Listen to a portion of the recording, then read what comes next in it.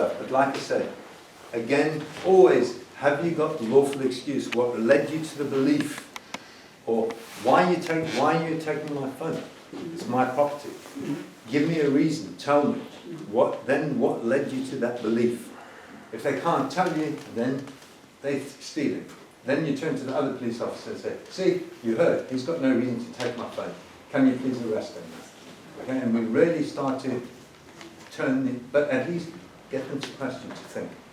Stop. And in jail then, in theory... You want going to jail? Yeah, no. What I'm saying is, okay, with violence, they will do what they want to do, okay? So all I'm saying here in this section is how to protect yourself, okay? When you go to jail, if they do go this far, all right, and they do, to humiliate people, there's something called your Book of Rights. Insist you get your Book of Rights, because your Book of Rights is actually an incredibly useful document that, again, you can use against them. And if you're going to sit in there waiting, then you may as well make it productive time. So your Book of Rights basically says you're entitled to this, that, the other. When you leave, you're entitled to your custody records. Get your custody records. They do not want people to have their custody records. Why? Because that way they can manipulate the things and give them to you 5 days before the court hearing to put you under stress and duress and all sorts of nonsense. Okay? Also with the custody records, you're entitled to the videos, the interviews, the whole shebang. And they will tell you it's not available. So if it's not available, think about it. How on earth can you have legal representation? Okay? They're actually, it's available, it's live, it's real data whenever they update the computer. And if you want legal representation, they will have access to it. Now, this is an interesting one on legal representation. And okay, there's a few examples I've given here of bullshit that they use to detain you or continue your detention. The one is to affirm your name and address, to prove or disprove your involvement. I mean, my God, if that's not an admission that you've got no reason to have me here, I don't know what it is. But this is actually on their paperwork. This is the stuff they write down in the detention records. Okay? And now with legal representation, and that's the last part of this, and then we're going to break for lunch. So legal representation. Do you want legal representation, yes or no? Interesting question. So what people generally are teaching and encouraging and advising people to do is not to interact with police. I'm saying exactly the opposite. Why? Because we need to start treating them like equals, not like they're goons or stupid idiots or things like that. They're like us, they are just as ignorant largely as we are. Okay? And if we want to build bridges, we need them on our side because they are a massive part of the solution. So what we try and do is de-escalate as much as possible the interactions. So with the legal representation, okay, how many lawyers are there generally in a court case? 2, 1 on each side. 1 wins. So what's your probability of winning if you've got 1 win? 50%. Okay, toss a coin. So even that they should say already. The other thing that we said earlier was basically the crap lawyers, or the crap public lawyers are the ones that really they put out to everybody at the bottom. You don't want those rubbish ones anyway. But you want to remove yourself from the situation because those are experts at master manipulation. And if you ask for legal representation, you now have made a request. And they will comply with your request and keep you in jail as long as it takes until your legal representation comes. So you're better off, in my view, not to want legal representation. However, that gives you a lot of advantages because what you can do then is say, I insist you interview me now. Okay, they can't delay the interview until legal representation comes. And when you can get them to the interview, you say, I stand on my rights of silence. You've got my name and address. Send me the questions you want me to answer, and I'll get back to you. Yeah. What have we done by doing that? We've removed their whole advantage of being able to manipulate us, mess us around, under stress, duress. And so, hey, listen, send it to my house and I'll get back to you. I can then decide if I want legal representation of paying somebody or not. But I've removed myself from the stress. So, worst thing is, don't say no comment.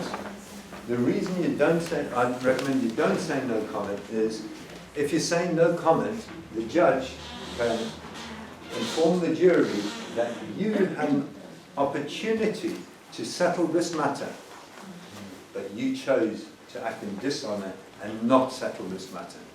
So the bullshit defence that you filed yesterday, jury, take it however you want, right? Whereas by saying, send me the questions, I'll get back to you, it's a very different ballgame. Okay, and so the details of all of this is in there, and I think that's it, and I want to leave it because really we need to just have a bit of a break. So no comment is the worst thing that we can say. But for very, very good reason. The last thing is, okay, is about we need to hold people to account for this unlawful action. Right? So we need to stop turning a blind eye. We need to help one another out when we see people need help. Okay? If we see a police interaction, go up, ask the non-police person, do you need help? I'm happy to witness for you. Okay? Things like that. Interact, because that they will start to change behaviours. Police behave very differently when they know there's a camera stuck in their face. Okay? Very differently. So without a good record, we can't bring stuff into the court. There's really where we're going to be holding them to account. And we don't need to hold masses to account because of the ripple effect. One or two makes a difference. The Internal Police Complaints Commission is what's called a due process of law. And if you can't get direct remedy by complaining to the police straight away, okay, you need to go through the their internal quality control thing, with their slap on the wrist, basically. Because before the courts will hear anything, you need to show the courts that you've tried to settle things in private. Okay, and their internal quality control is one part of the private. So you may as well get into that and get all of that, what's called a pre-action protocol, done and done correctly to reduce the risks of any claims being thrown out of court.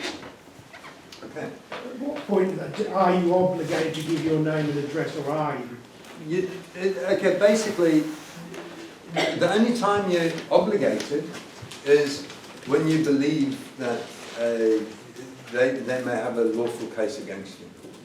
But even in that situation, if you don't give your name and address, they can hold you for 24 hours, and then they have to actually send you straight to court. So you would go straight. 36 hours. 36 sorry. hours. 24 hours they can do it.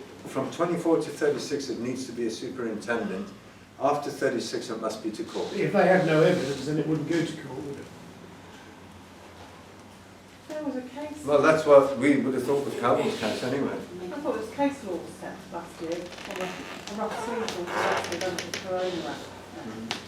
And you needed his details and address, and they arrested him. They let him go, and it went into case law. Yeah. Okay, this is Neil versus DPP. And okay, there's no legal obligation in that Coronavirus Act thing to give the police your name. Just like we can't find a legal obligation of anybody to have to pay council tax. There's a circular argument in that. So this is one that we're actually using at the moment to try and get sorted. But that's about a legal obligation. But again, for anything with coronavirus to have the force of law, it must be shown to exist, because law does not deal in fiction or fantasy or fairyland stuff. Okay? And so they need to show us it exists, they need to show us that it's transmissible and that it causes unique harm. Until they can do all three of those, it's not lawful. Okay? It's as simple as. Okay. If said you're filming the police, can they ask you to stop filming? Is that, anyone No. do that? Okay, there's very few restrictions on filming, and literally it's for politically, not political, like around nuclear plants, military facilities, very, very few restrictions. Okay? And in the courts, they do claim that you can't film in courts. That's actually also incorrect. And you only cannot film or record whilst a case is in progress. So you can film in the court building, but they'll try and do you under the 1925 Act.